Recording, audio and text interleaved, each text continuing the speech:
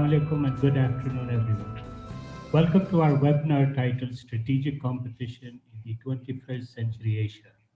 My name is Khalid Latif and I'm the advisor on international affairs at the Center of Pakistan and International Relations, COPAIR. Founded by the President Ms. Amna Malik, COPAIR is an Islamabad-based institution dedicated to the study of defense and security, regional and global affairs. It is a nonpartisan think tank providing expert policy analysis, educational and professional development services. COPAIR as a think tank seeks to promote in-depth analysis of international affairs and one which thrives on the intersection of policy formulation and policy making. Our center reflects our dedication to promoting the understanding of global affairs in a world engulfed in complexity. I am very pleased to welcome all of you today. We have an amazing person as our guest speaker who will be providing an expert and unique perspective on strategic competition in the 21st century Asia. This webinar series is hosted by COPAIR and co-moderated by myself and Ms. Hamna Malik, President of COPAIR. Just a housekeeping note before I proceed to present our speaker. In addition to our own questions, we welcome and encourage you, the audience members, to submit your questions directly, which you can do by the Q&A function at the bottom of your Zoom window. Strategic competition between China and the United States as two major political and economic powers, and alongside rapid military expansion in Southeast Asia, indicates the importance of the region in world politics. The region matters a great deal because it hosts multiple major nuclear powers, some of the world's largest and most powerful conventional militaries, 40% of the globe's population, and one of the highest volumes of trade. To unpack the range of competitive dynamics in Southern Asia, we have an esteemed speaker today who I am most honored to introduce. Shujat, I'm going to reintroduce Feroz Hassan Khan Sahab because there's so much more to him, and I would like the audience to be familiar with his complete background. Feroz Sahab is a research professor in the Department of National Security Affairs at the Naval Postgraduate School in Monterey, California. He served with the Pakistan Army for 30 years and is a former Director of Arms Control and Disarmament Affairs in the Strategic Plans Division, Joint Service Headquarters, Pakistan. He has represented Pakistan in several multilateral and bilateral arms control negotiations and served on numerous assignments in the United States, Europe, and Asia. He has widely participated in international and national conferences on strategic and non-proliferation issues, international security, terrorism, and nuclear arms control. He has been a visiting scholar at the Woodrow Wilson International School of Scholars and has had fellowships at the Stanford University Center for International Studies and Cooperation, the Brookings Institution, the Center for Non-Proliferation Studies at the Monterey Institute of International Studies, and the Cooperative Monitoring Center, Sandia National Laboratory. He has also taught as visiting faculty at the Department of the Defense and Strategic Studies, Quaid-e-Azam University, Islamabad. Most notably, he is the author of Eating Grass, The Making of the Pakistani Bomb, and holds a master's in international relations from the School of Advanced International Studies at the Johns Hopkins University. He is a prolific writer. His book is the ultimate insider's guide to the development of Pakistan's nuclear capability. According to Feroz Khan, his book was written upon the advice of President Pervez Musharraf and Director General Strategic Plans Division, General Khalid Kidwai, to give a clear account of the development of nuclear weapons of Pakistan. With that, let's go ahead and begin. The floor is yours, Feroz Khan Sahab.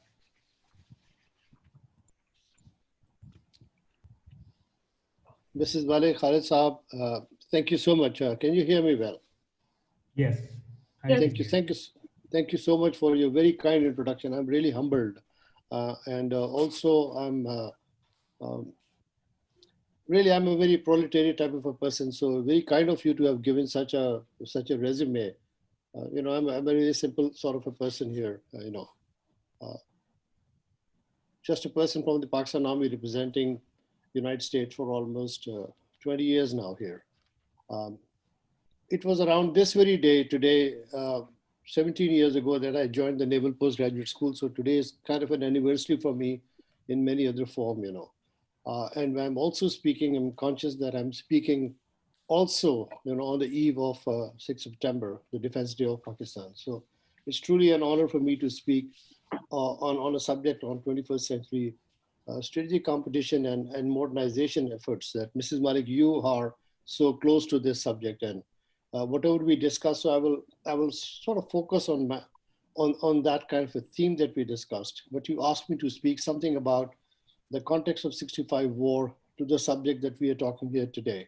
Um, so I'll begin with that, with that premise about what is the significance of 1965 war to Pakistan national security. And I'm sure, I mean, in Pakistan, there's so much excellent debates going on.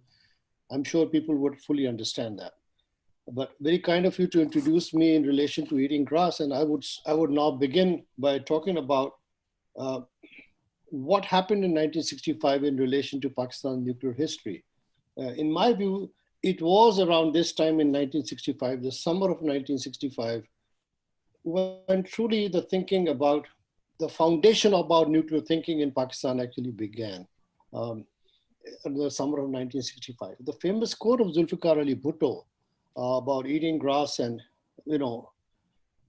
whether we go to, if India builds a bomb, we will reciprocate, even if you have to eat grass or eat leaves or go hungry, was actually said in May 1965, around the time, there was crisis going on in Rann of Kutch and other areas.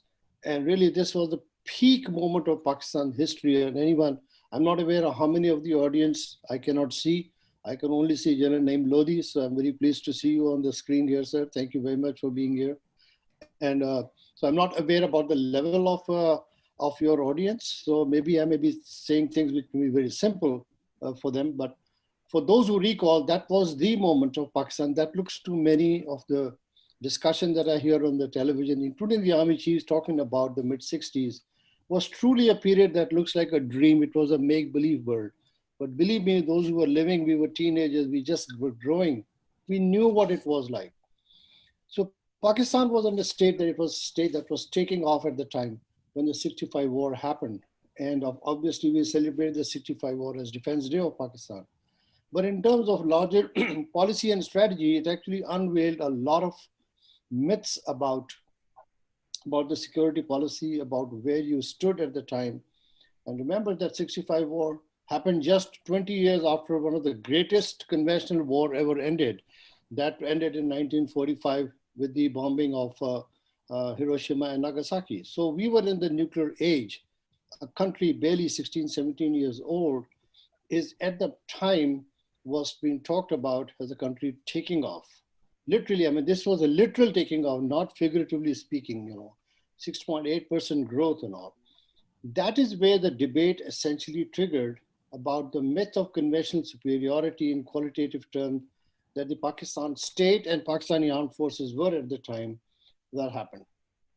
And what did it, because Mrs. Malik, you talked to me about to juxtapose changing geopolitics and changing technology. What's this pathway of what's going on when you have major geopolitical changes happening, and how do you fit in the changing technological innovations happening at the same time? This crossing is a very dangerous pathway, and that's the central theme of the discussion that we're going to have today. So why does 65 war actually come so important, in the sense that at the time, alliance politics and balancing strategy, that became the myth of that balancing strategy to national security was unraveled at the time when the Pakistani idea that you were in alliance politics and that external powers would come to your succor or comfort would not happen, and you would be left alone to defend for yourself. And that was the unraveling of the Pakistani ideas, and you switched over to bilateralism after that in terms. But what laid the foundation of the nuclear thinking in the country was that there were two distinct groups, and this is the research, and I'm very proud you talk about a lot of other things about eating grass and the nuclear history of Pakistan, but and many more people have written and many will write in this thing. But this was one of the most revealing thing when I did my research at the time, and I'm very proud of, and I urge audience to read the chapter 3 of the book because that is where 65 war actually situates itself, which was that there were two distinct groups that evolved in Pakistan. And I believe that they still exist in some shape and form. And I named them, one of the groups was called the nuclear enthusiasts, and the second one were called the nuclear cautionists. And so this caution group and enthusiasm group probably exist even today. But it was the foundation at the time when this debate triggered within the state around this time between 65 war and after 65 war. Nuclear enthusiasts, the hub of nuclear enthusiasts led in the Pakistani Foreign Office that was led by, at the time, Foreign Minister Zulfikar Ali Bhutto. And the rest of the history, most of the audience are familiar. What was his role? He's literally the political father of the Pakistan nuclear weapons bomb. At the time, the nuclear cautionist group involved the president of the time, President Ayub Khan. Many people believe that he was probably a nuclear apologist. Maybe they have some view, but my research was indicated that he was more of a person who believed in nuclear caution rather than the level of enthusiasm that was shown at the time by Zulfikar Ali Bhutto. Very young, very maverick, very dynamic. And many of my generation people know what kind of personality he was and how the youth were attracted to him at the time, you know. So it was that movement. So the fundamental argument that was given by the nuclear enthusiast at the time was that, you know, this was the summer, less than a year of the Chinese nuclear test that happened in 1964. And Bhutto and others would essentially argue that India has unsafeguarded weapon systems. India has changed the direction of the program, and it's about time that we must switch over from peaceful uses to nuclear weapon capability now. And he was trying to convince the president as early as the summer of 1965. And so that was one element that it started there. The second part was that obviously after 65 war, like I was mentioning, the faith in balancing strategy of strategic alliances and balancing was losing in Pakistan. And we saw in 1971, obviously, it went away completely. So in one word, his argument was that the cost of US alliance was outweighing the benefits that we have already achieved. And that was his fundamental argument of switching back to balancing between Beijing, Moscow, and Washington, what he called triangular tightrope walking. And in that sense, he thought nuclear weapons provides an independent variable to start now. And the other third point that he was that non-proliferation debate had begun under President Johnson, and it was a matter of time. If non-proliferation treaty comes into force, then any ambition of countries to get this kind of an independent variable to national security would probably not last long. And therefore, he was urging that you should get the change the direction of the nuclear program at the time. And finally, you know, I think it was very early recognition, and that was that despite the qualitative edge the Pakistan military had at the conventional level, the direction of asymmetry was going in favor, and it was a matter of time where this imbalance would significantly tilt in the favor. So in other words, the offense-defense balance would be tilting sooner or later in India's favor. So that window was really shutting down, and that was the time. And the final argument was that not only nuclear weapons technology would have other spin-offs in scientific and other agriculture and energy and so on and so forth. These were the fundamental arguments that began around this time when 65 war was happening. But on the other hand, the President Ayub Khan and his cabinet and many other, even including the Pakistan military, by the way, they were all not very convinced that this was truly an argument that we should go. And their argument was equally powerful at the time when they would argue that basically the Pakistan's alliance politics was cost because of Pakistan's own aggressiveness that happened. And primarily, they also blamed partially Zulfikar Ali Bhutto for being so aggressive after he took over as Foreign Office Minister. That was had a good point, as well as when you get too much enthusiastic, you also start slipping away.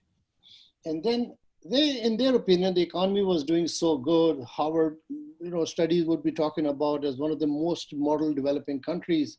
In fact, Samuel Huntington and others would be, well, Ayub Khan would be a hero to them, that this is the kind of, you need a quasi-authoritarian leadership. And that is how developing countries truly grow in the sense, we know from our recent history about Singapore, Malaysia, and others, you have to be, these are very newly developed country, and you have to have a sort of a system that was still evolving.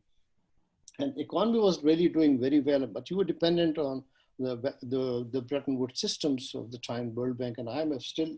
But look at the growth at the time that was happening.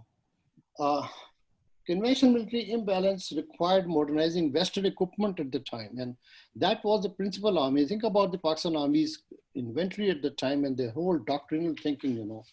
Very much dependent on Western. I believe it is still so even today to a certain extent. But it was the modernization of conventional force was a more important element than trying to acquire. Even the scientific community at the time was very reluctant to shift the gears from peaceful to nuclear weapons because they were drawing the maximum benefit from atoms for peace at the time. Were it not for that kind of initiative that was happening in the 60s, when 10 years later Pakistan would really begin the nuclear weapons program, Pakistan would not have had that soft technology power that was really the brainchild of actually Bhutto, I.H. Osmani, and, Dr. Abdul Salam at the time, when hundreds and hundreds of Pakistani scientists were being trained in this atomic technology at the time. And you could have the best and the best of the brightest would return back to the country. That is how Pakistan nuclear weapons program began. Otherwise, by the time, if we had thought about bringing, you would be nowhere. So it was the greatest achievement was that not just the hardware technology was coming through them, but they could not risk that at the time. So that was their principal argument, that we do not want to do so. So you will see that the military is looking for conventional weapons, the bureaucracy is looking for finance and other, the political leadership in the country is saying, look, I mean, the alliance politics is costing us, our position on Kashmir is getting weaker, our political position is getting weaker. So in all spheres of statecraft, if you will, it was a sort of a belief that it would be too counterproductive if you start too much early on, And obviously there were others who also thought that this technology is too hard for India may be thinking of doing at the time, but they're not going to go anywhere. And finally, President Ayub Khan in his diaries of those who were doing research would really look into, he was truly not convinced that invention of nuclear atomic bomb was truly good for mankind.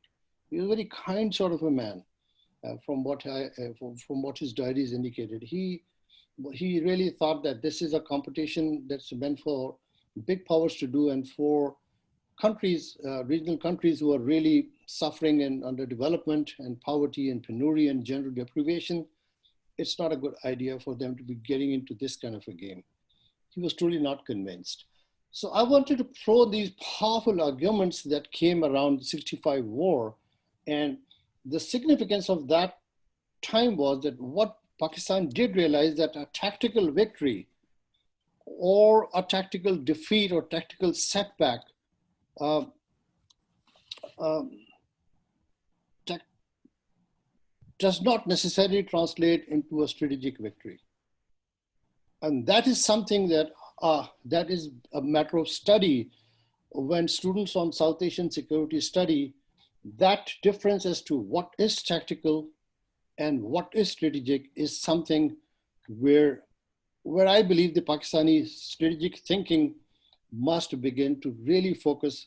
What they actually think is strategic is actually just a little more than tactical, is operational.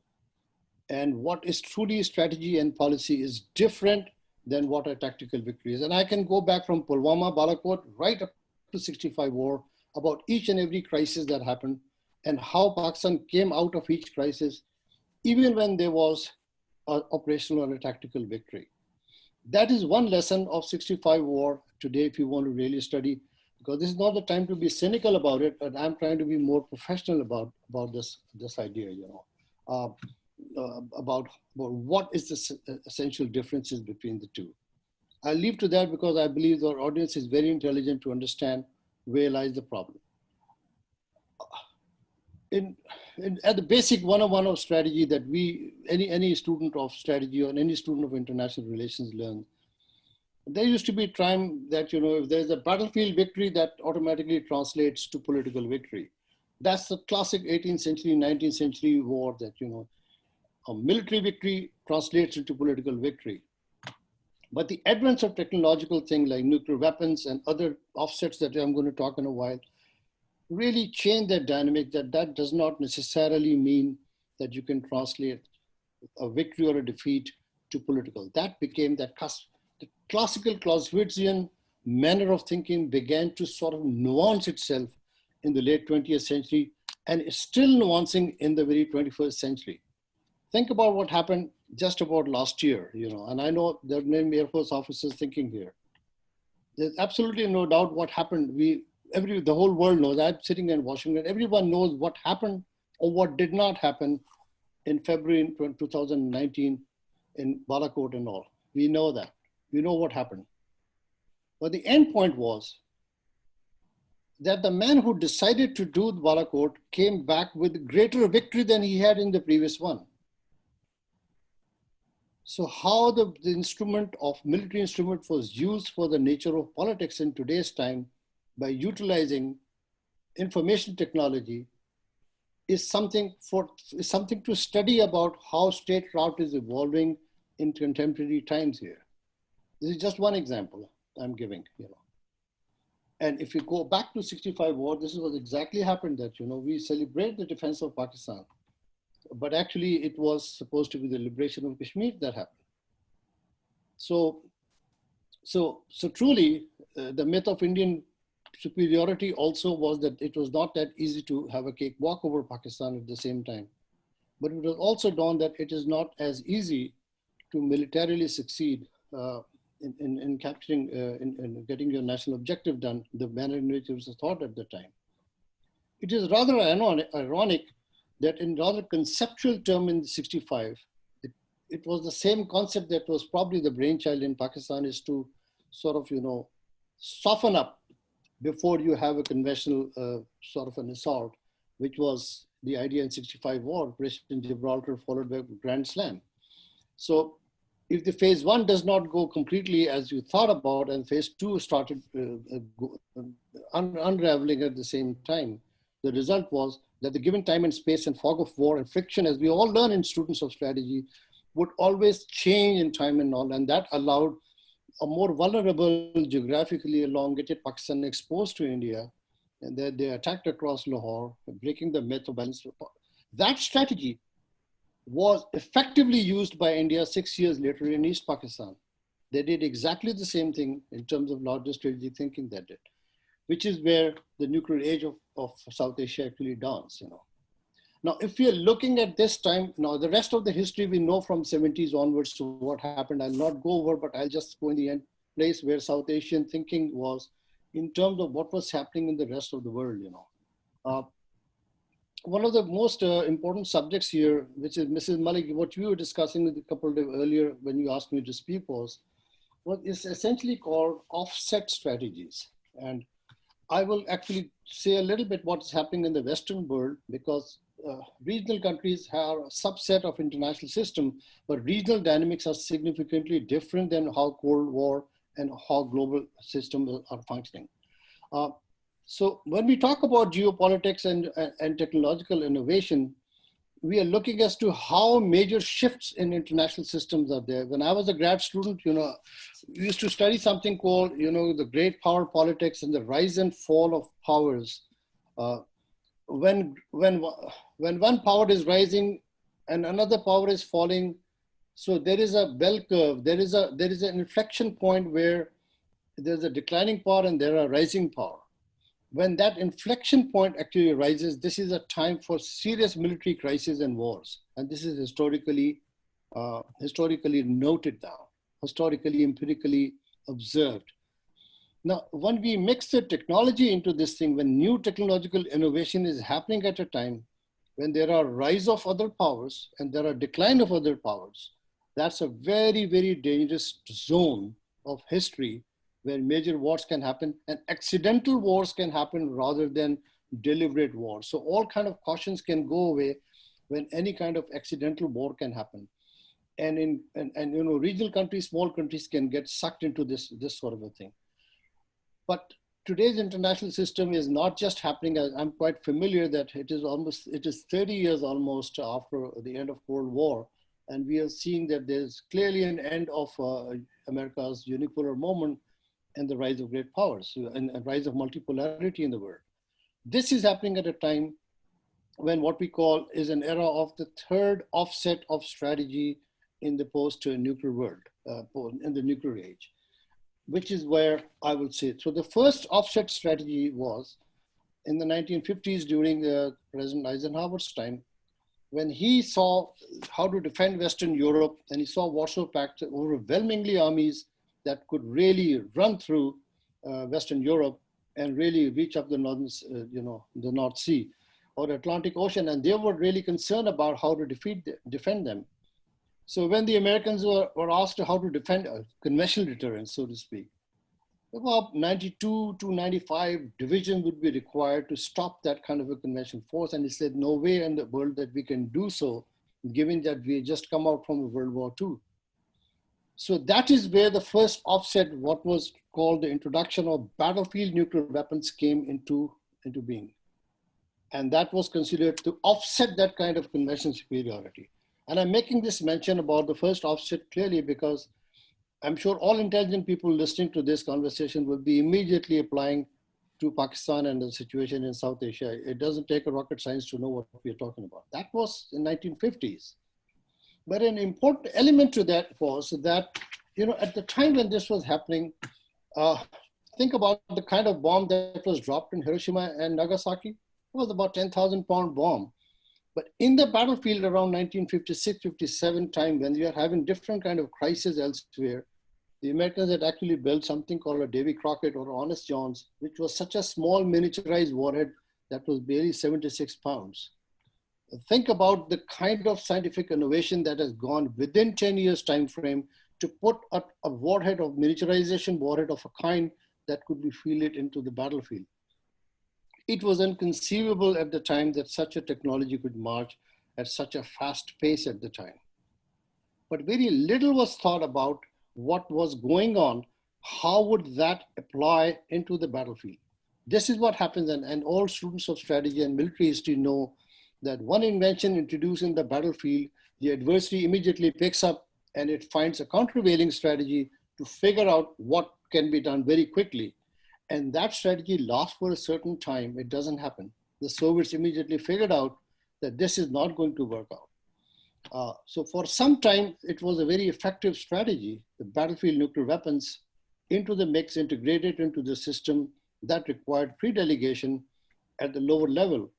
So it worked for some time, but it really truly didn't work out for a longer time because the Soviet then became what was called the motorized launch echelons after echelons, and they could overwhelm the battlefield in such a way that it would nearly become impossible for the tactical nuclear weapons to be actually used in the battlefield. And they quickly figured that out. In addition to that, at the time, and that lesson continues to be even to date, there were downsides of introducing a weapon system of that kind into the battlefield because number one, that battlefield system, had significant operational challenges and downside risks involved. It had its own advantages of really offsetting the balance, conventional imbalance. That's one thing to offset conventional imbalance with nuclear weapons. But that's another thing to think that nuclear weapons will replace conventional defense weakness. General Lodi, sir, please listen to what I'm saying very carefully. There's a distinction between offsetting in strategy of nuclear weapons, creating imbalance as far offsetting the imbalance of conventional force. But it does not replace conventional defenses because of the downside risks of that. And I can discuss that a little more if you wish in the discussion. So there were many downsides, and I'll list a couple of them. One, the issue was that essentially it complicated the command and control system between conventional and between the nuclear forces and how the articulation of command would be done. That was the biggest issue at the time. Perhaps in a singular country, it may be different in Pakistan, India, or other countries, but the level of things that was happening in Europe was very, very complicated.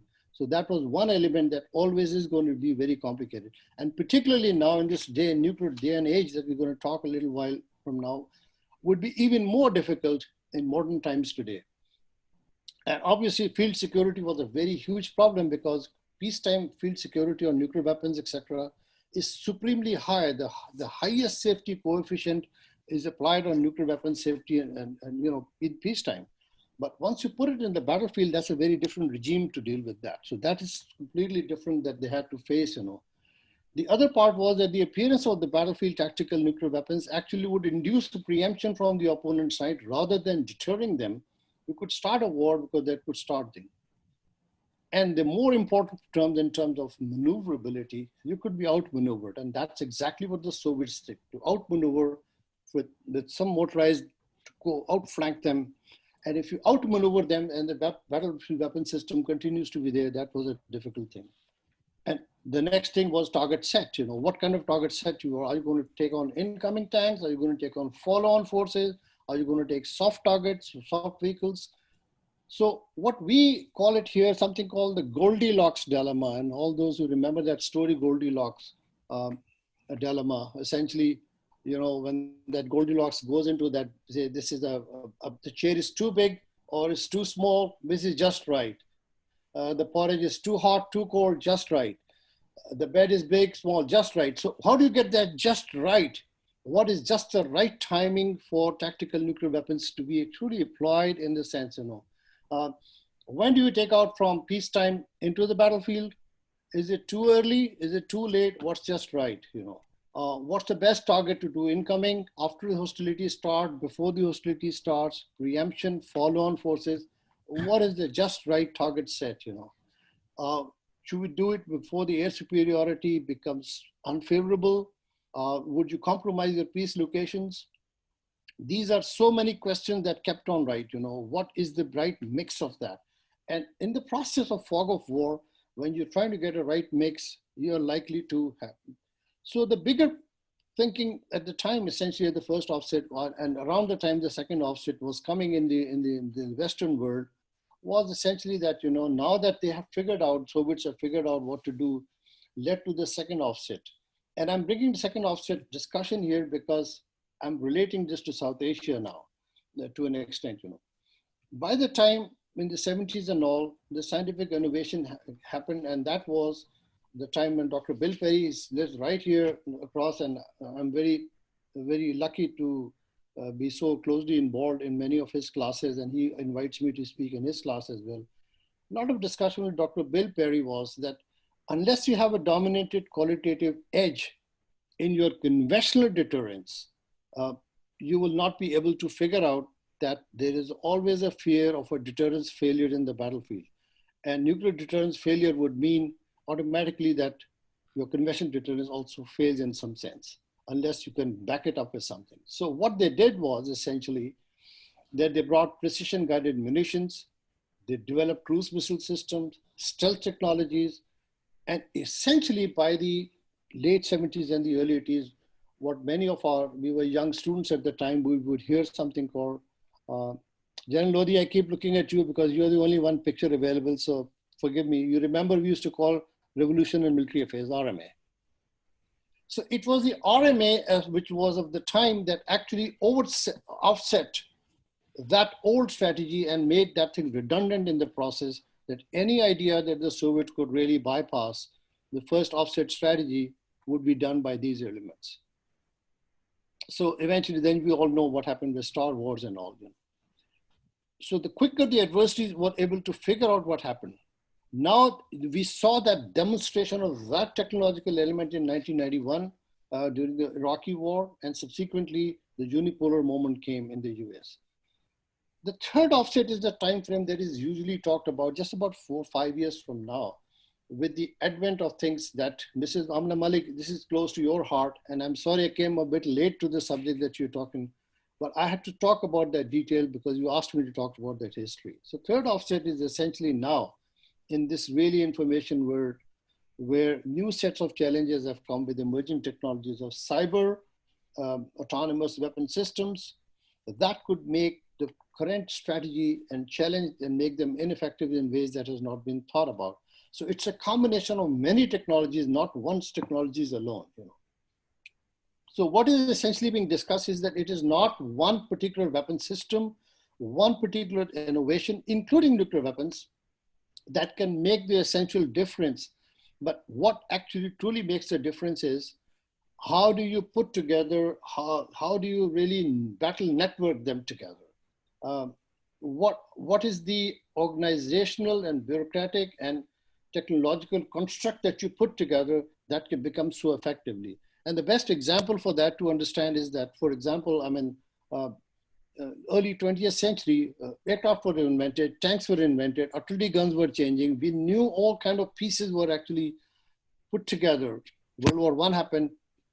But how to make it truly into an organizational and into an operational concept was done by the Germans, was called blitzkrieg. That's how they actually optimized the use of technology and strategy, and they came out with the idea, and the rest is history, as you can see, that one of the most brilliant operational strategy that could ever be thought about in modern times, even till today, in some sense. So what do we do with these pieces of technologies that are happening now with autonomous weapon systems, cyber challenges, digitization, robotics? What we are seeing in China, in Russia, hundreds and hundreds of billions and billions of dollars are being put into these kind of technologies, what would look like a future war. And so you asked me to speak about about AI in particular. In essence, all countries are trying to figure out how to bring their conventional deterrence back onto the table, because all other forms of deterrence are likely to be undercut in some shape and form by these technological things. And what is essentially happening is that there's a big deal of fear here that are we going to rely too much on machines in the future? And the moment you start relying too much on machines, so what is the perfect metrics of human-machine symbiosis, so to speak, in contemporary times? The dangers of making the machines go too much is, so what is happening now these days is something called deep learning. And I'm sure people who are doing artificial intelligence know what deep learning processes are about and what are the dangers associated there. In terms of strategy, deep learning systems, if others don't know, I'll be happy to talk about. But once a deep learning systems happen, you're really creating some kind of Frankenstein in the process, where human brain and human frailty is always there. But at the end of the way, it is that human thing that does the strategic part. How do you actually bring about the tactical brilliance of this new technology to the human strategic thinking brain? And when I say strategic, I mean strategic in the policy terms, not in terms of a military strategy alone, in the larger sense of applying the military sense into larger, I would say, statecraft in the whole sense. So in the end, in my view, it is the human brain is going to be irreplaceable no matter what, how much technology evolves. And if human beings actually done, already I'm hearing, here in Silicon Valley, which is just about 40 miles from where I'm speaking to you, they already think that it's already a bit too late in many ways. The technology has already slipped out. Artificial intelligence is actually becoming too intelligent.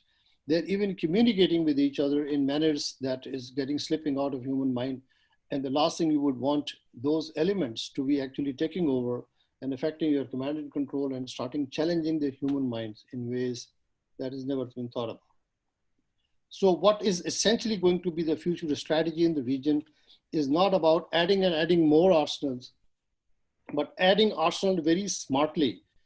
Shifting into your strategy. If you do not make organizational changes, I've used the word blitzkrieg, I use the word other organizational changes, the quicker you make those organizational, technological construct, and stop fighting the previous wars, the quicker you're going to be ahead of the curve. Otherwise, you will be learning it through the very, very hard way about things that I mentioned.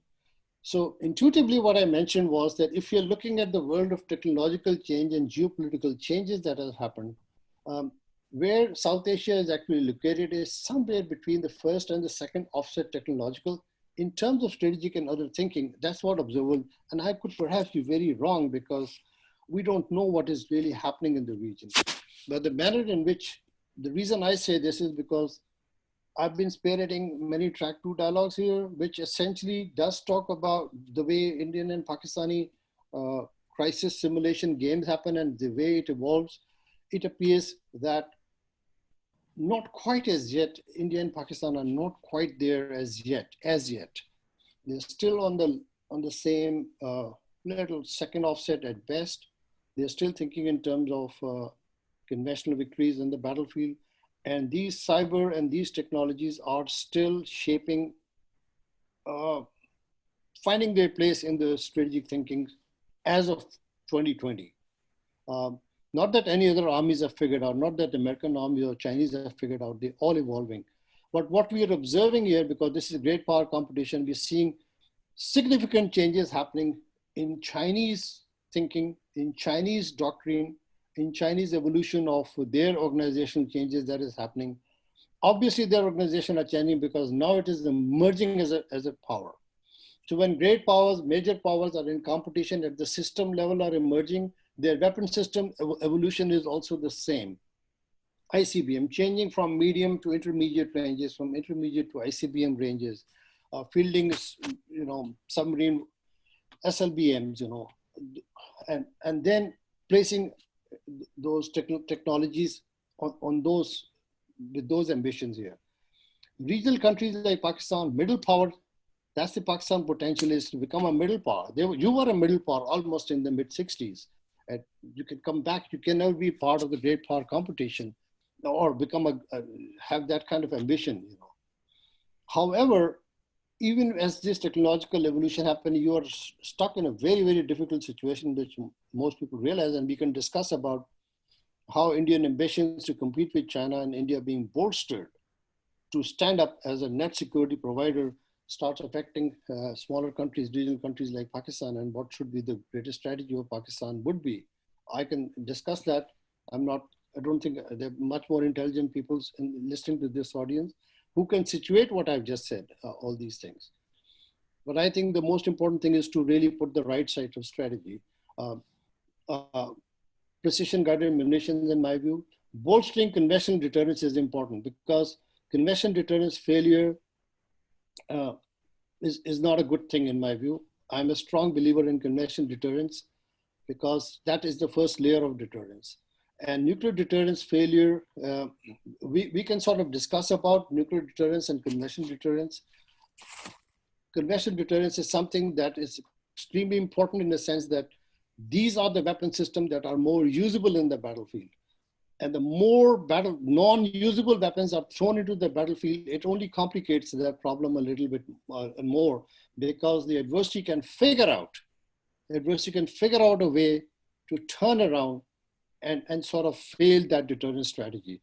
Just like they figured out in Fulda Gap and other places, and they began to realize that that's not going to work or something. So that's my little concern about here, that too much reliance on one strand of ability, which by the way is one of the greatest achievements of Pakistan, and I'm not any apologist in that sense. But I think as times change, you must keep on changing to that. We do that on daily basis. We keep on upgrading our computers. We keep upgrading our cell phones. We got to keep updating our strategy. That's the best analogy I can give that, because only then we'll be able to really make best use of the nuclear strategy. And in terms of larger policy, I would close by saying that in terms of a larger thinking on nuclear weapons, um, it's almost like more than 2 decades. Uh, it's up to Pakistan to think that have they truly made uh, benefit of the nuclear strategy, the nuclear capability, what nuclear capability conferred on Pakistan in terms of other elements of national power. Was Pakistan able to really capitalize on that?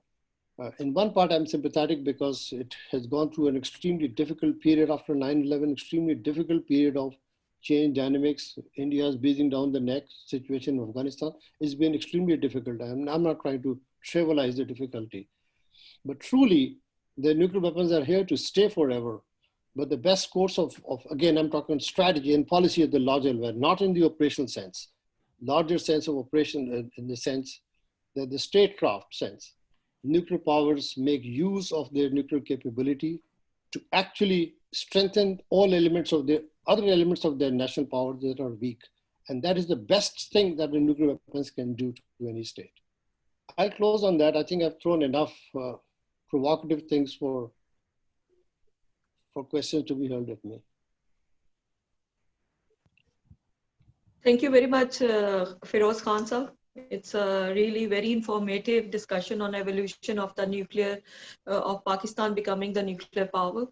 And I have a few questions. So I would like to begin with you. And I'm also thankful that today General Khalid Lodi Saab and General Asif Durrani also joined us. So we welcome them.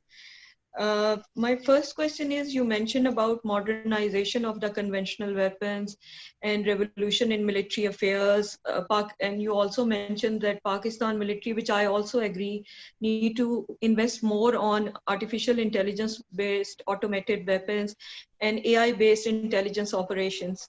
So don't you think, as you already mentioned about the national security, don't you think there is a need of emerging technology implications in national security policy to handle this hybrid warfare? Because India is spending a huge amount on developing the AI center, and they are working on a comprehensive national security policy. But here we are in the process of, even COPAIR itself is working on the recommendations to present to the National Security Division on national security policy.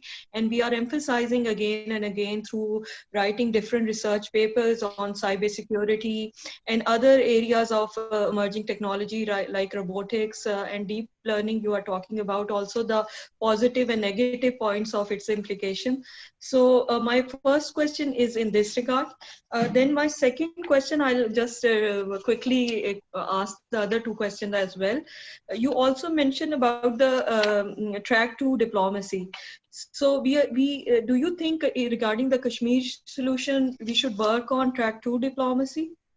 And my last question is that in the current geopolitical and geoeconomic changes, when there are emerging alliances, so Pakistan is at the crossroad of international trade.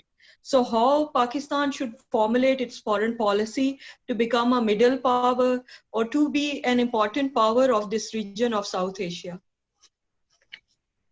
These are my three questions, Firoza. First is about emerging technologies, and second is about track two, and third is about middle power, correct? I mean, yes. Yeah, I mean, so pretty much the first thing I already mentioned about, actually, if you heard me very carefully, I think what the research that is being done, the kind of discussion is spot on. I mean, you have to really stay ahead of the curve to know what exactly is happening. And you mentioned hybrid warfare. That's exactly what it does, because when you cannot have outright conventional victory on the battlefield as you used to have, you will resort to other elements, If you ask me the question now, you can see, if talking about just region straight away, just about, let's talk 20 years, offset strategy.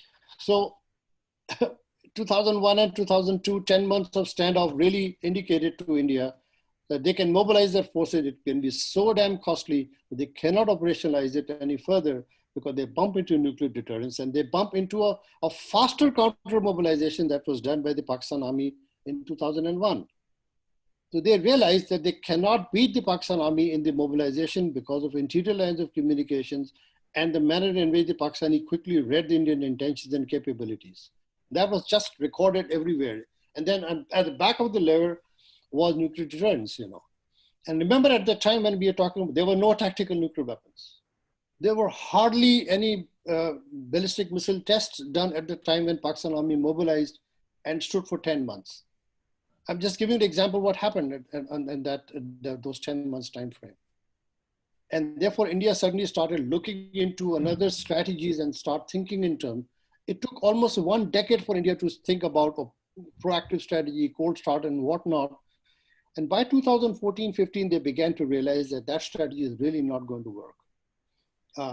I'm not going to say whether it was because of tactical nuclear weapons. My own view is that it was because of the general deterrence that was provided by the Pakistani counter-mobilization, the over-obtaining, the entire construct of strategy that was done. It was not one single weapon system that really caused that. It'll be, this is my personal view, it'll be a little dangerous to think that any one strategy can really make the difference. We don't know that. We cannot prove that. So, but we do know from empirically what did happen. Then what happened, that they began to realize, and this is the Modi government is taking over around this time for the last, they switched over to what was reliance on sub-conventional strategies against Pakistan. So their myth that they could actually arm, this is my view, arm twist Pakistan by conventional superiority and bear down on them turned out to be not a strategy of success. So they turned it into hybrid warfare because they then started making use of their shifting dynamic, the importance of India to the rise of China and Russia and the global Western powers looking at India. They thought now they can get away with that kind of sub-conventional strategy. And then they started really fueling it from Balochistan and otherwise into the country, really waging a hybrid warfare against. Now, we know the name hybrid warfare, but I think this is not something which is new in history of strategy. Students of strategy know that this has always been the case. But the difference is that it is coming through very different means of propaganda, means of using cyber warfare. And eventually in future strategies and future level of crisis, you'll probably be seeing more autonomous weapons in picture, more precision guided munitions. And that's we talked about track 2 war games that I did. It's more about application of these kind of systems that may be coming rather than soldiers, you know. Carefully, if you see Indian statements coming out from these issues, they're talking about, why should my soldier be dying on the battlefield? Why should I not do what it is? You know, sometimes they say, "Kante ko kante se nikalna," means if Pakistan's sub-conventional strategy, India will use the same strategy against you. These are the kind of things that began from Indian leadership, Indian military nuances. Their doctrinal changes started happening. Of course, in every country, there are inter-service rivalry. The Indian Army still believes that it can do cold start. The Indian Air Force thinks it can do differently. Indian Navy is thinking something very differently. I deal with that almost all the time here. That's kind of a job that I have, research professor, and I see a lot of changes that are happening. But they're building that up for a larger Indian Ocean and, you know, larger contingency against China, which is obviously very directly affecting Pakistan in a very different way. And India still cannot get over with Pakistan. There's so much of Pakistan phobia in India. They talk about China, but they're truly obsessed with Pakistan still.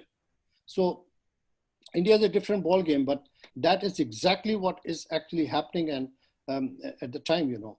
So because of new battlefield environment, that's what I was implying by saying that in this kind of an environment, what the technology has enabled, satellites have enabled to actually start battlefield into the heartland, into the people, into the population, rather than purely on the battlefield. That is the change that this technological evolution is getting. So for Pakistan, it is more against defense of these things because you may be arrayed against more than one powers to be dealing with internal instabilities and other things. So the greater emphasis should be how to defend against them, because getting into emerging technologies into an offensive mode could be very counterproductive in some ways. So that is the first part. Second part about track 2 that you mentioned about, I don't understand exactly how track 2s are interpreted in Pakistan. Sometimes there's a difference about track 2 interpretation because track 2 is different how it is defined here.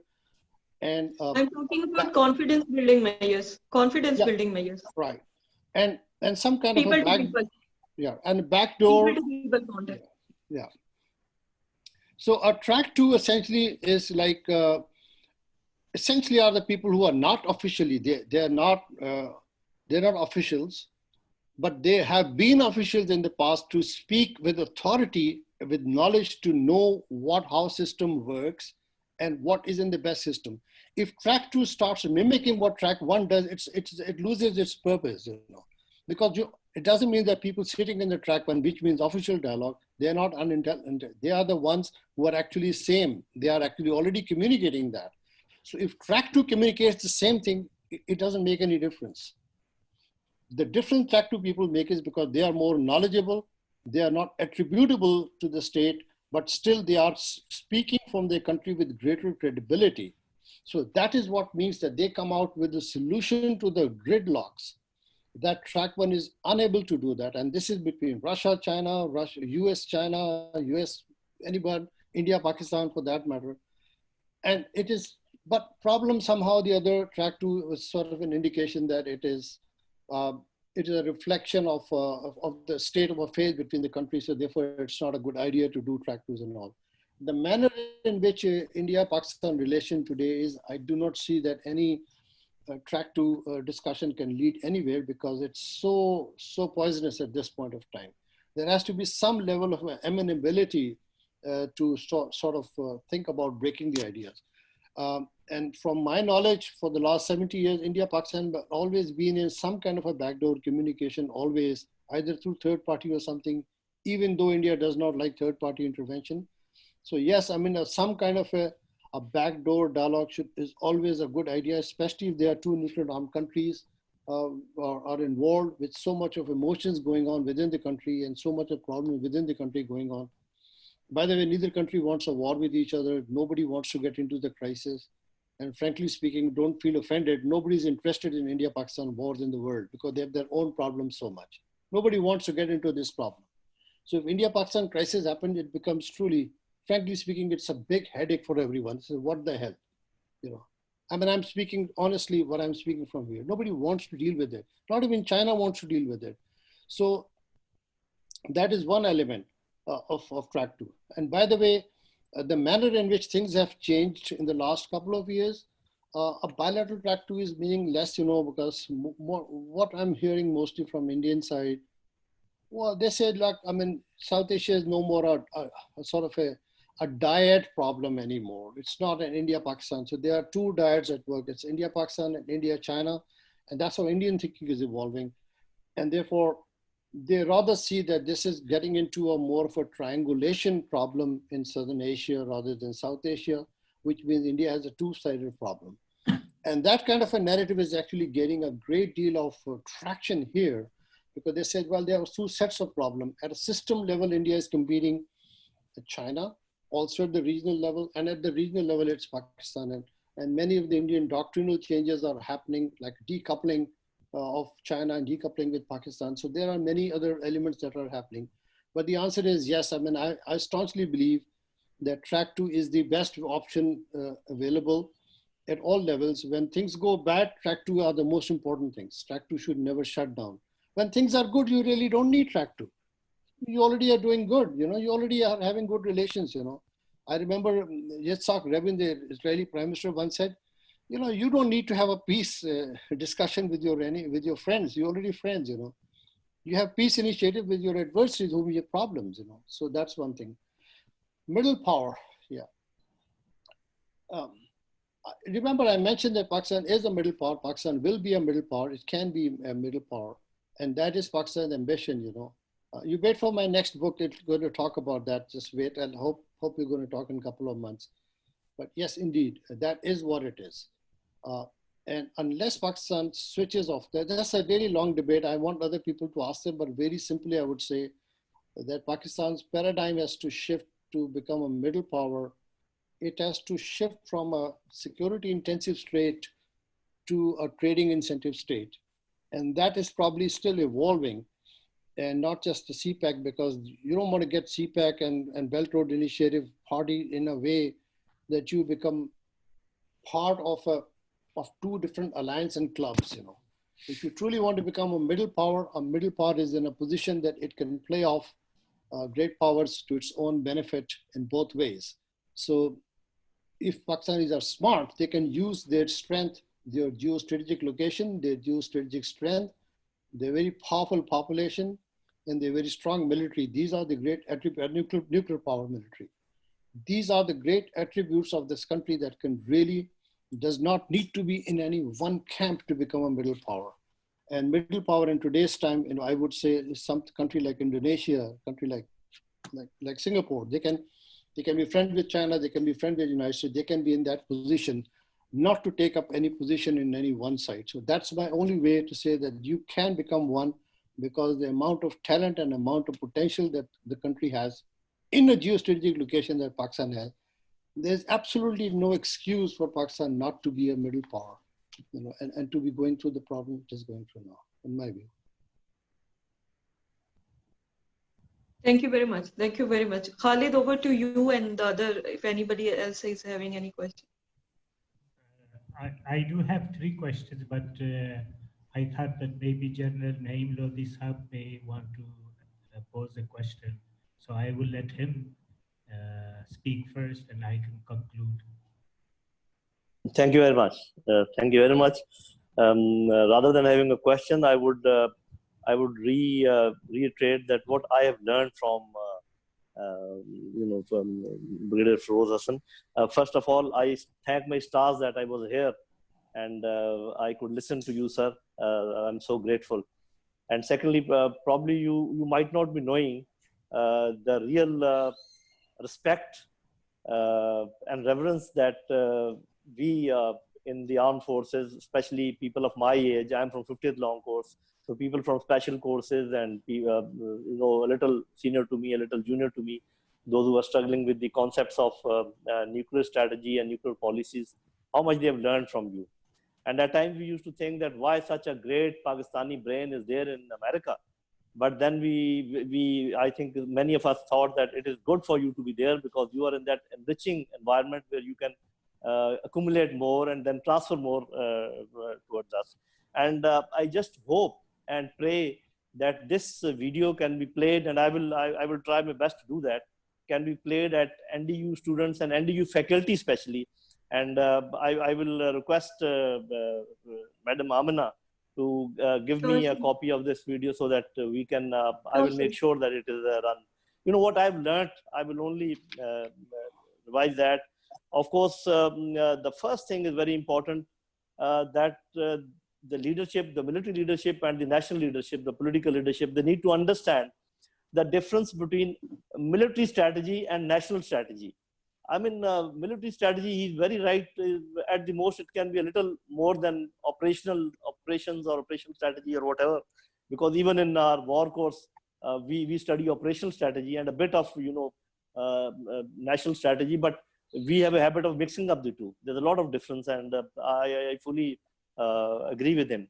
And secondly, the three offsets which he talked about in the nuclear environment, I think it is very important for us to learn. It is just our good luck that our main adversary is also grappling with the second offset, and they have not yet, they are not succeeded in, manifesting in the realm of third offset. And if they do so, we'll be nowhere. It will be very difficult, and it is better if we get to that place first.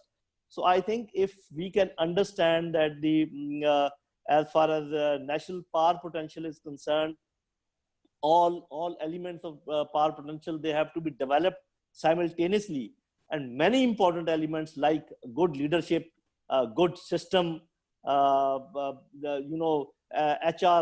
human resource development, and we very proudly say that we have a very large segment of youth, but we need to also see that what is the quality of that youth as far as their education is concerned, as far as their attitudes are concerned.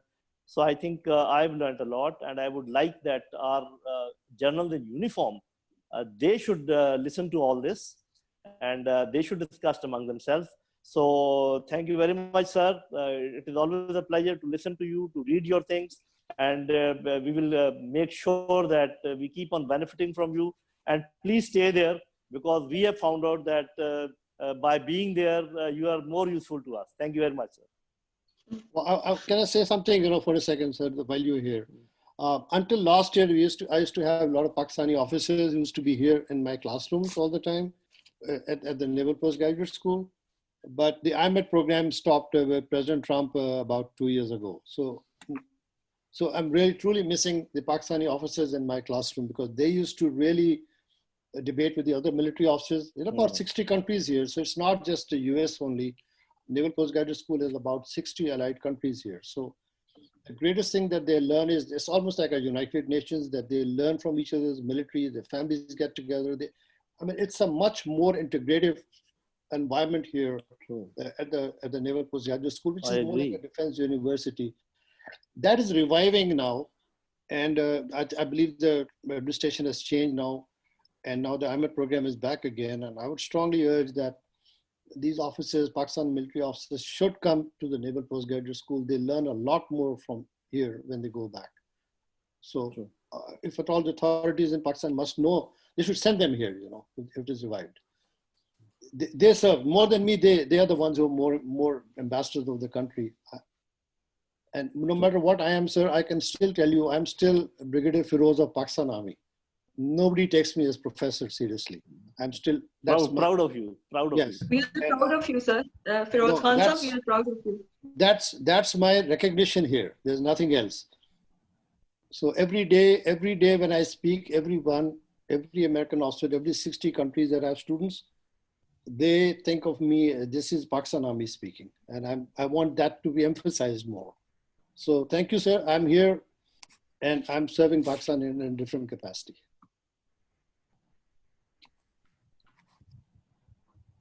Thank you, Firoz. I have basically three questions. First one was if you can just further elaborate on what you meant by the grand strategy which Pakistan should be adopting. You What? alluded to it, the grand strategy of Pakistan, what it should be. Number one, you alluded to it while you were giving the speech, and you said that you could further elaborate upon it. Second was, I did read that you mentioned that India and Pakistan, both the chief army staffs of both countries, they should be meeting just like the political leaders. Do you still uh, propose that? And within what context did you suggest that? And my last question is a bit philosophical.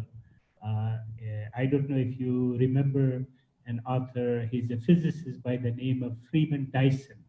He wrote a very famous book called Weapons and Hope. And he was basically suggesting that both the US and the Soviet Union, in search of security, they have become prisoners of insecurity.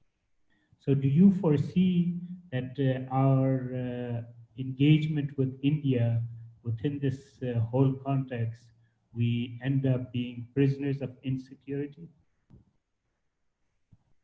Okay, thank you. Thank you. Pakistan grand strategy, you know, really this is something what it should be. It's really above my my level to really suggest to Pakistan what its grand strategy should be. I really want to understand what Pakistan grand strategy is, you know, because you cannot suggest to anybody what a grand strategy is. This is not just a customized thing, you know. It's a national cumulative objective what the nation wants to achieve out there. You know, I mean, we need to understand what Pakistan grand strategy is. If you really want to have a cynical view from here, I mean, people who think that their grand strategies, UK and USA and other places, you know, they think that neither India has a grand strategy nor Pakistan has a grand strategy. I mean, I'm being very, very, Paul, forgive me for being a little cynical or sarcastic here, but that's how they see.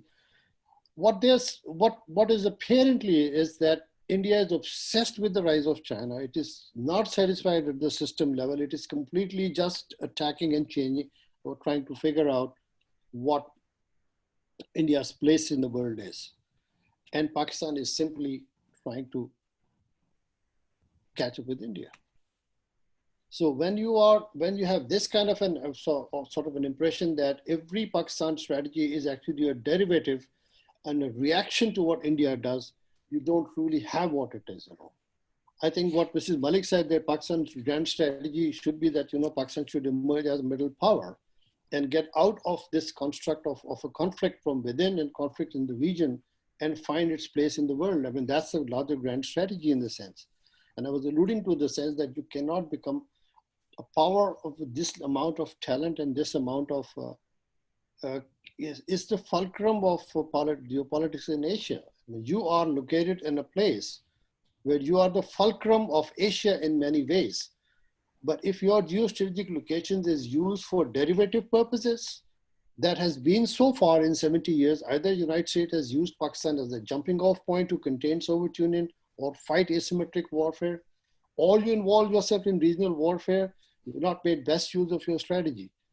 What I can see now, and it's going to take a lot of evolutionary time to understand this, that Pakistan's northern half, the elongated Pakistan, you have used your northern half mostly as part of strategy, either in Afghanistan or in Kashmir or in India.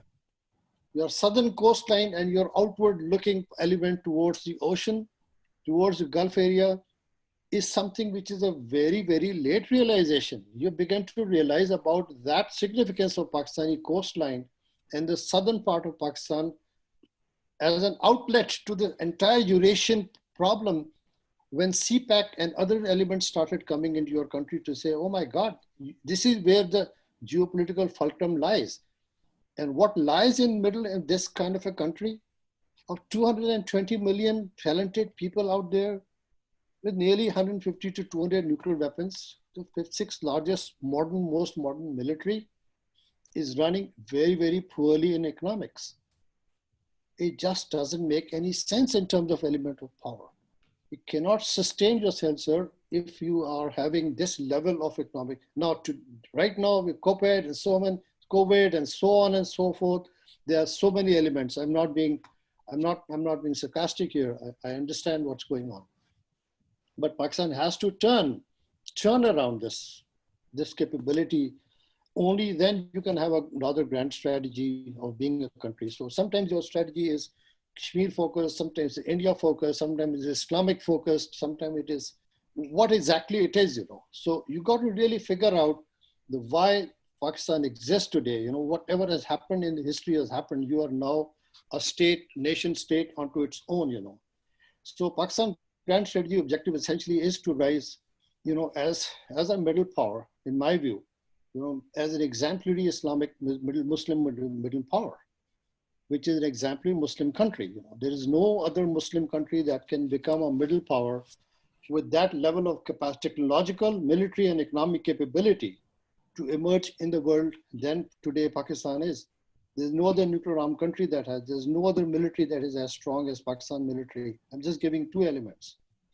But it other elements of the talented technological people. Pakistan is viewed as one of the most 10 top, most technologically savvy people in the world. So you can compete. If India can do 10, you can do 8. It's like a proportionate thing, but you're equal level of technological talent you can do.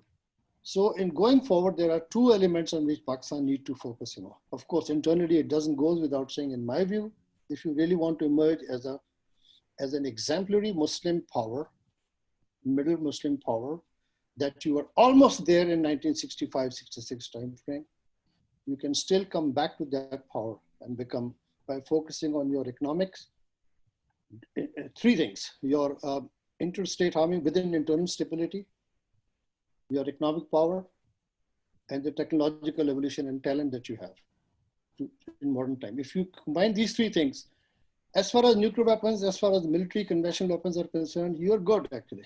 In my view, you're good, you know. The last thing you want to do is to weaken that part in any way. But if you keep on actually adding to that element which is already strong, and you keep on the other elements weak, this is going to be a skewed polity, and that doesn't mean that you can, this is not a grand strategy at all. This is really going to be, you don't need to rise as an imbalanced power. Nuclear powers, great powers, middle powers, they have a balanced way to rise and carve their own position in the international system. That's what my humble view is, you know. What was your second question about army to army meeting? Yeah. Yes. Yeah, that was my suggestion, you know, and I thought that I'm really provoking people, but I didn't hear much response, and I'd like to hear my fellow military officers listening to this to say something. What do they think of it? I think I really clearly wrote, because in my assessment, I didn't know at the time when I wrote, but I realized much later on, somebody pointed out to me that after the 1965 war, I think the Indian Air Chief and Pakistan Air Chief, Air Marshal Noor Khan at the time, they both met actually. And I also understand that when General Yahya Khan was the CNC during President Ayub Khan time, he also visited Delhi. So there has been one occasion that even despite the 65 war, the army chiefs would meet at the time. What I suggested the army to army chief would meet was because there are, in both countries, in India and Pakistan, there are allegations that, well, the countries want to meet together. You know, I mean, we want to meet together. We want a good relationship. We want to have good CBN. We want to resolve the problem, political parties and all. But actually, it is the establishment that does not allow things to happen. It's the establishment that actually pulls the rein. There's a deep state that actually works behind. And so deep state is not about Pakistan alone. It's deep state is equally working in this country, in USA, as well as in India as well. And we know many examples that Indian political leadership was willing to actually settle the issue with Pakistan, but actually it was some kind of a deep state in India that actually pulled back. Siachen, we came close to that. General Naimlodi is listening, he knows what I'm talking about. It was pulled by the Indian Army. You know, we all know that, what happened. General Musharraf personally told me this fact that, you know, we were about at the brink of really reaching the settlement when some elements were actually pulling the strings from behind, you know. And similarly, even now when talk about, you know, MFN status to India and this and that, and the Indian Army, I meet Indian Army people at track 2 level and all, and they talk very differently. Some or the other, when I talk to retired Indian military officers, they appear very reasonable to me, you know, some barring some crazies, but generally they talk the same way the Pakistan military officers talk. They have the same ethos, you know, and they talk about the same sort of a thing about their political leadership, etc. So my idea was that, you know, if the 2 army chiefs actually meet, whether they meet at the 3rd place or something, they actually figure out what exactly are the kind of problems. Because going forward in the future, and this may be very futuristic looking, Indian and Pakistani militaries are going to face problems that are not just a problem about each other or against each other, but they're going to have other elements that is going to distract them any. For example, in case of India, it's a China construct. In case of India, it's Naxalite. It's so many other elements of Indian armies are going to get involved.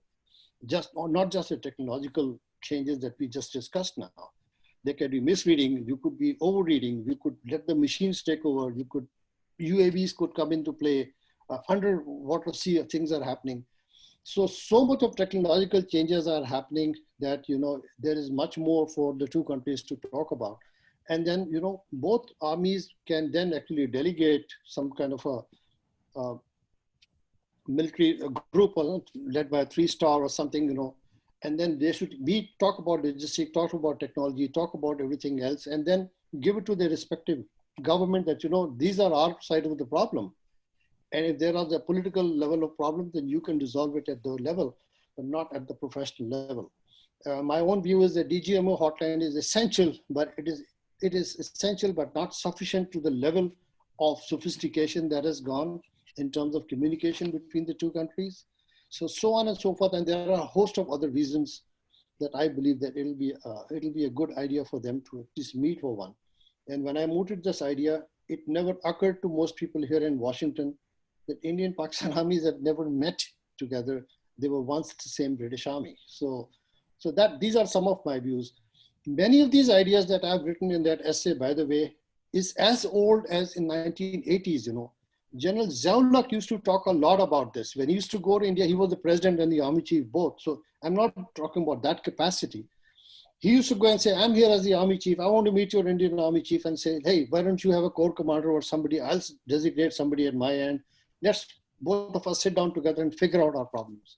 This is brass tacks. And remember all those days that we are talking about. He used to talk about these things. So this is not something very new that I said. And so this is my just view on that part, you know. So I'll just stop there, you know, because, you know, I've not read that book you said, but yes, I mean, Indian Pakistani are actually a process of more of insecurity than security. And it's really ironic that despite advancing in arsenal, despite having such professional militaries, Indian Pakistani, the inherent insecurity has not gone. Nuclear weapon was supposed to give you the ultimate security. So you should move on into other elements. You should not feel the insecure. What was the whole purpose of eating grass and then still feeling insecure? That's my view.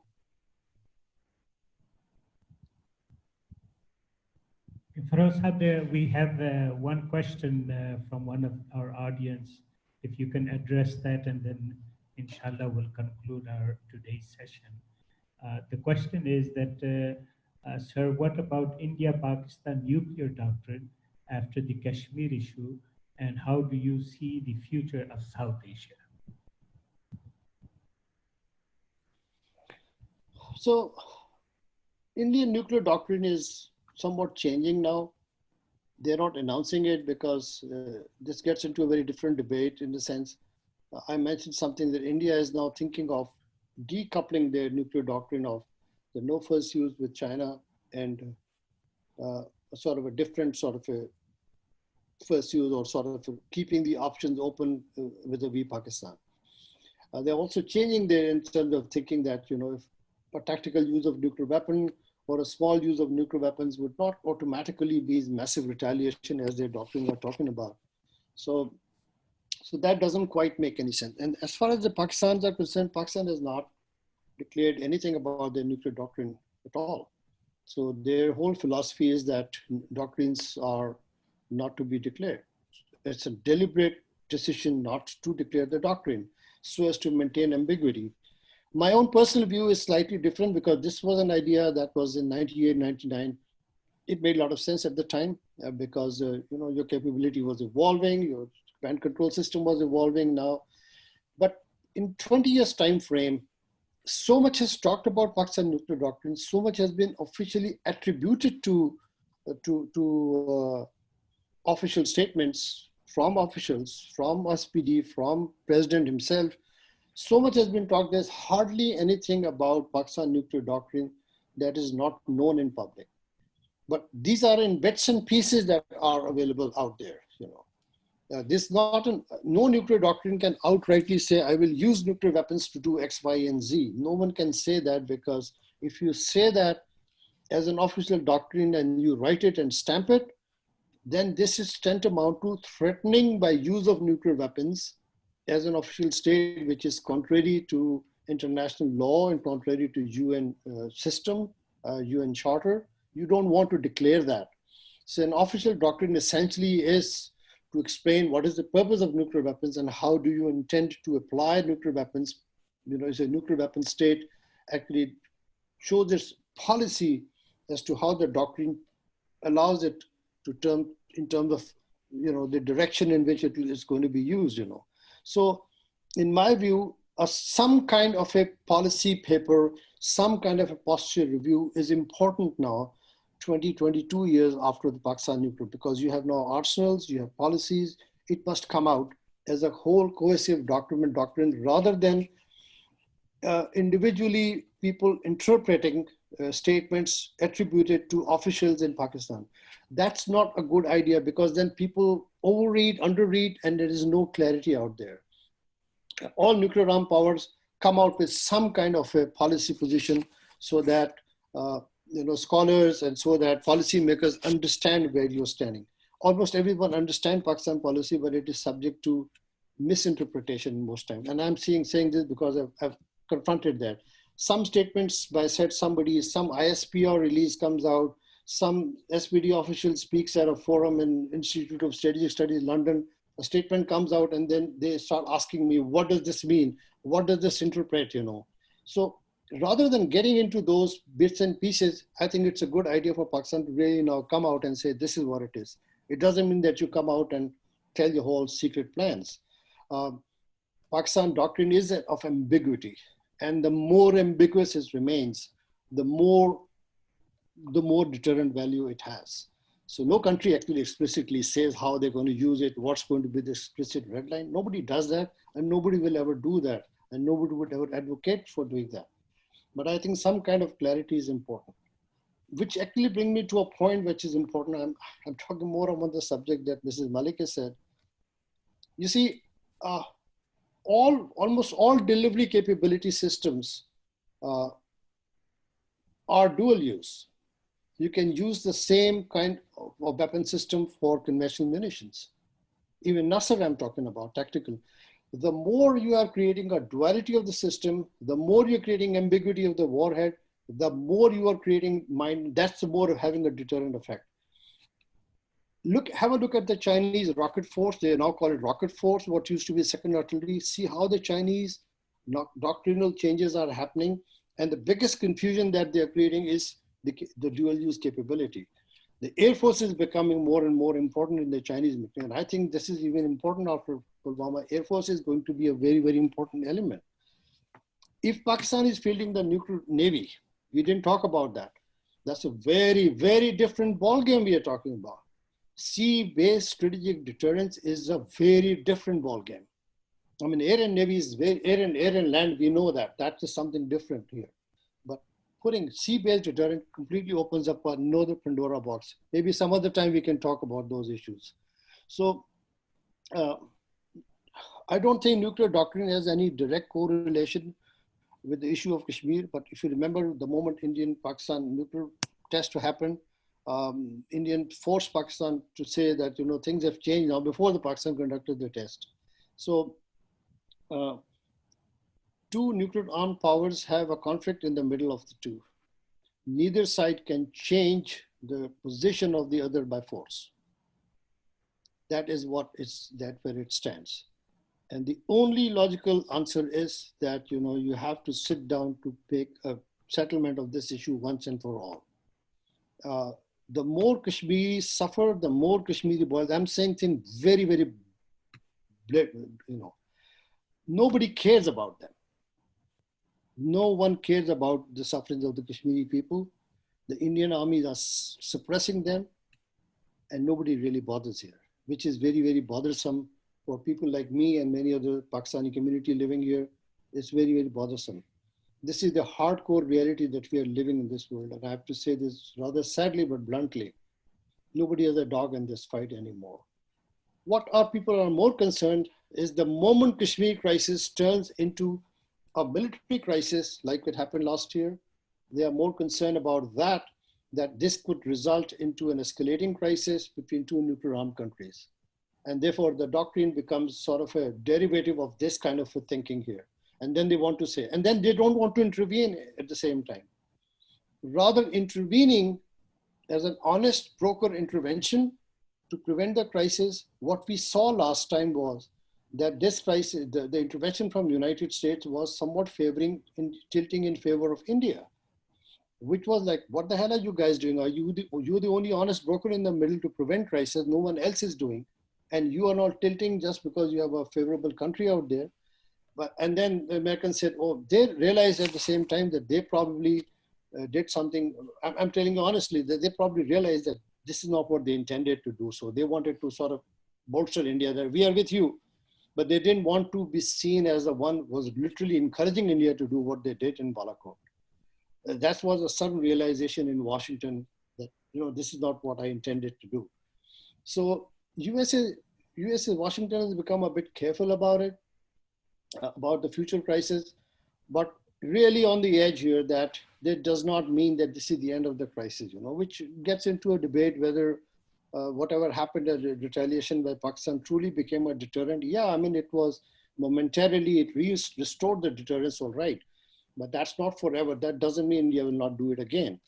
What's more likely, rather unfortunately, that India might be probably using more a different sort of a tool for a different crisis, not a MiG-21 for that matter, maybe a different tool, a PGM or something. So you should brace up to know what kind of responses you do, because we're talking about escalation ladder here. And Kashmir is a flashpoint that actually puts the two nuclear armed countries at least on the first or the second rung. So first, second, third rung, I mean, we have gone to the third rung. And that's the biggest dilemma here. What will be the third move? If Balakot was one and Rajouri was second, what could have been the third one had Abhinandan not been caught? This is the kind of debate being discussed here. What if that did not happen? What if he did not have the pilot?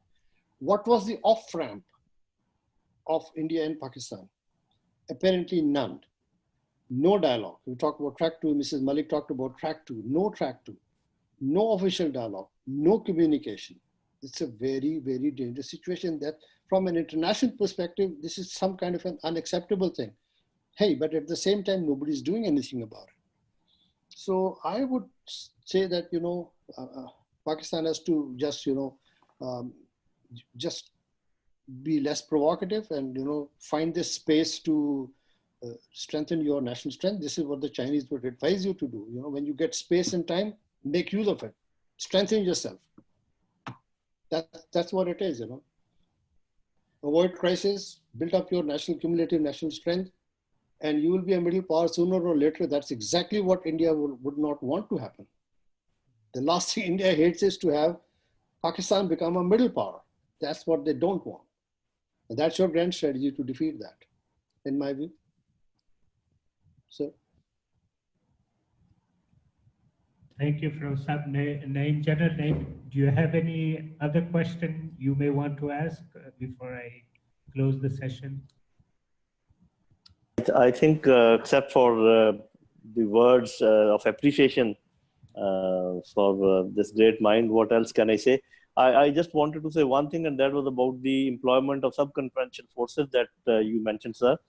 Whereas you rightly pointed out that Indians, they have gone into use of these sub-conventional forces, but at the same time, I'm sure you must have noted that Pakistan, on the other hand, is on the recession curve as far as employment of such forces are concerned, and in my opinion, that has made a problem. Had we continued on the same curve, today we would have been talking to each other.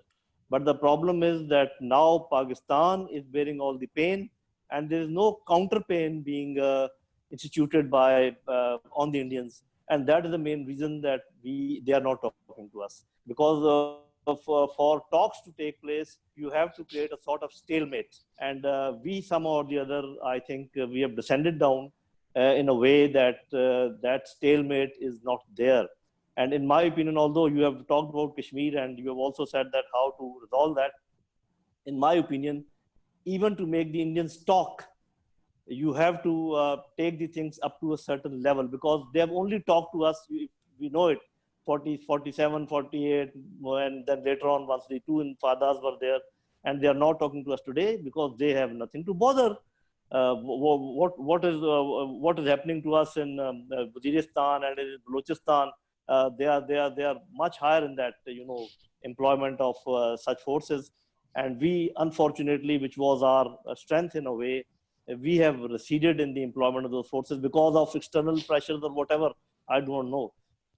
I don't know how much time it will take for us to improve our economy, and whether somebody will allow us to really improve our economy. Is it all of our own doing, or it is also being manipulated by others? That we'll discuss someday else. But I am convinced in my heart that unless you create pain equivalence and a stalemate with Indians, they will not talk to us. Thank you, sir. General Durrani wants to say something. General Asad Durrani has a question. Hello, Feroz. Sir.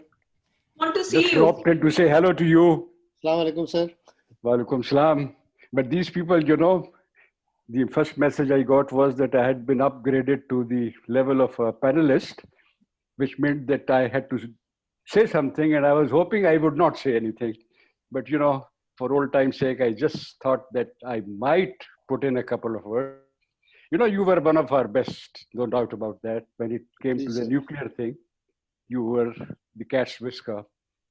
You were being very modest by saying that you would not like to make any suggestions on the grand strategy, but you have. You have talked about various elements of power. Naeem has also mentioned about that. We all know what the grand strategy actually should look like. Since I am not in the business of saying what it should look like and what people should do, let me just give you a very brief assessment. And that is, it is also about, the ability to find out the vulnerability of the other side. Indians have done it very well. Indians have done it very well. For the last about over 2 decades, one found out, you talked about the deep state, that deep state came to the conclusion, we will continue to, do a few things, play hot and cold, but ultimately we know where the Pakistani vulnerability lies. It has positioned itself pretty well. You talked about the strategic positioning. In the meantime, we've done better. Actually, it's not a formal alliance, but the security bloc, the one that actually conceptually exists, is there. We, the Iranians, ultimately also Afghans, Chinese, even the Russians and the Turks. So that's a very powerful bloc. We do belong to a particular alignment, not a formal one, which they know is not going to be easy to interfere with. Although on the other side also, United States, India, Japan, and Australia have some sort of an understanding with each other. On the nuclear front, you said enough, but you also know, I suppose you mentioned it, or you have implied it, it has its limitations. It cannot be, it's not a panacea for all else. It can be, you could have that, all the arsenal standing by and the countries can collapse. The vulnerability that they have identified is that wait for some time, Pakistan is going to collapse under its own weight. I used to differ with it till about 10 years ago. And I said, no, we are going to put our house together. We are an evolving society. We have enough, software going with us. We have also, I think, we will also find out what to do with the hardware deficiency and so on and so forth. Feroz, don't give us any bad news because we have enough of it No. at home. It's not happening. There is no indication that we are going to put our house together. There is absolutely no realization, even on smaller things. Leave aside the the economy and all, the civil society, the norms, even this so-called civil-military relationship, the institutional thing. Nothing has happened. I do not see it happening. Even people who think that it should happen, they find themselves helpless. They do not know where to start. The proof of that is, just now I think someone talked about Kashmir. Oh, good heavens. Why complain about the others? After the 5th of August, the paralysis on the Pakistani side is endemic. It's unbelievable that we cannot even mobilize international humanitarian aid. No one can blame us for that. We did not even try. We did not even raise all that. Our Kashmir policies, a statement to United Nations, and after that, map making and changing up a couple of milestones. Now that is the Kashmir policy, if you ask me. If that be so, I think as far as the grand strategy is concerned on that, it's not because what we think or what you think, it is because of the realization of the Indians 20 years ago, just wait out. In the meantime, we will be doing other things. The Pulwalas will also take place. The cold start, we've discussed that quite often amongst the professionals.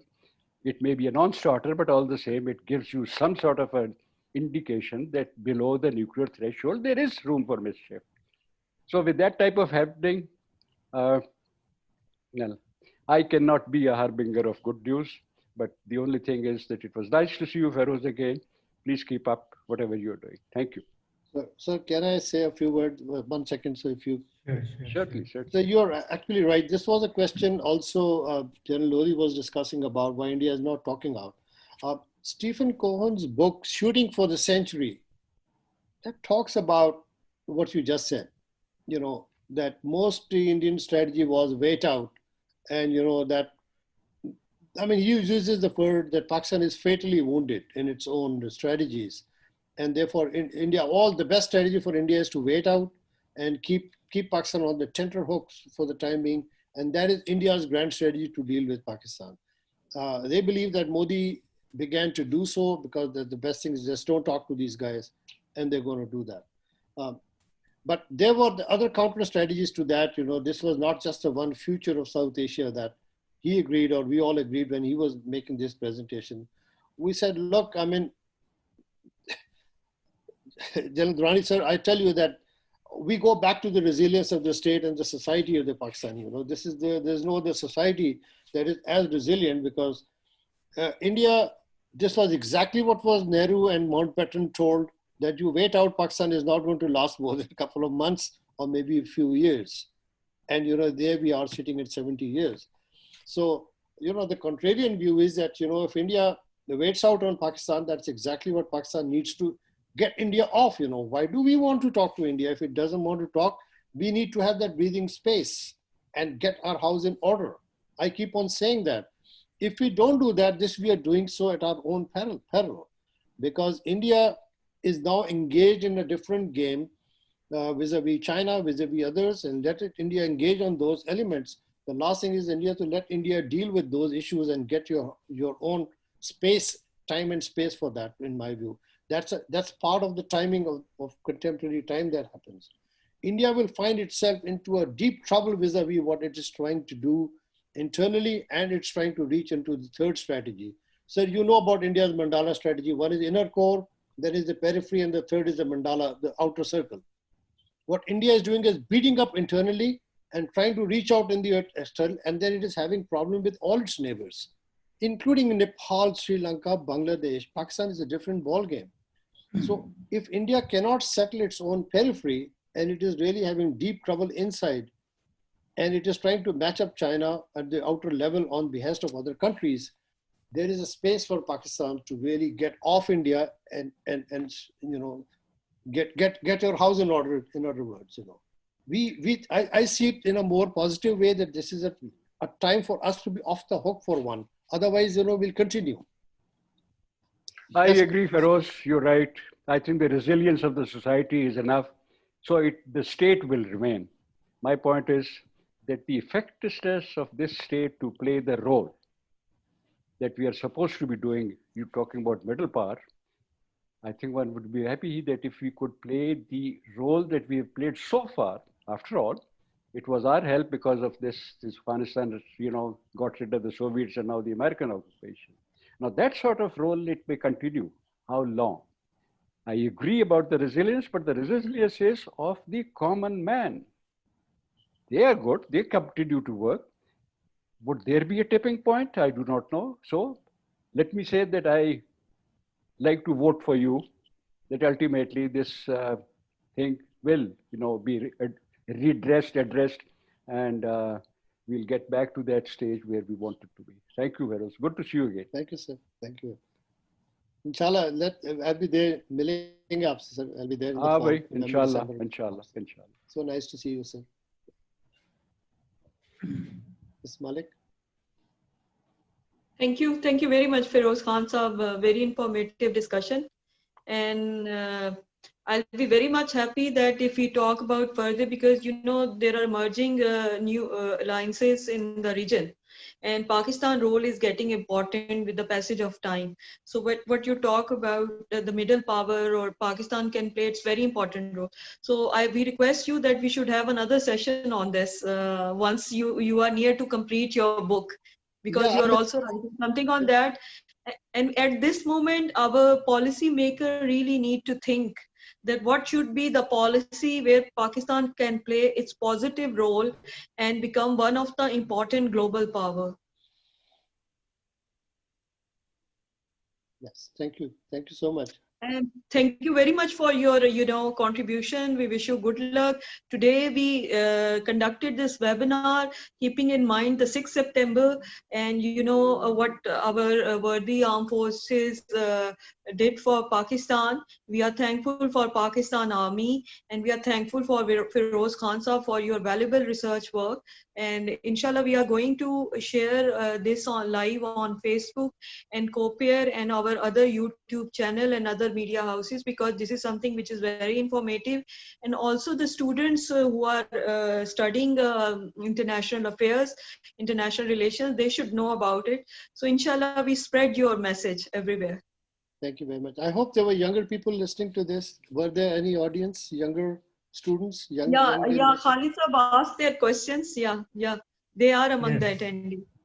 Yes, we've had some younger students, and I'd like to conclude by just thanking you very, very much for this most illuminating talk, which was not only packed with a lot of information, but you have tinkered a thought process, and indeed yours can be easily displayed of a professional expert in your field.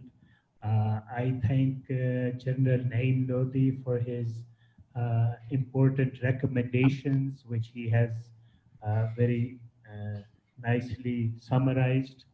Uh, Not the least, General Asad Durrani for his very characteristic questions and summary of every talk or seminar that he attends. And above all, Amna Malik for her inspirational leadership and to be able to provide us the opportunity to conduct such webinars. And inshallah, we will be meeting you soon. Thank you very much. Thank you. Goodbye. Goodbye. Thank you. Bye-bye. Goodbye.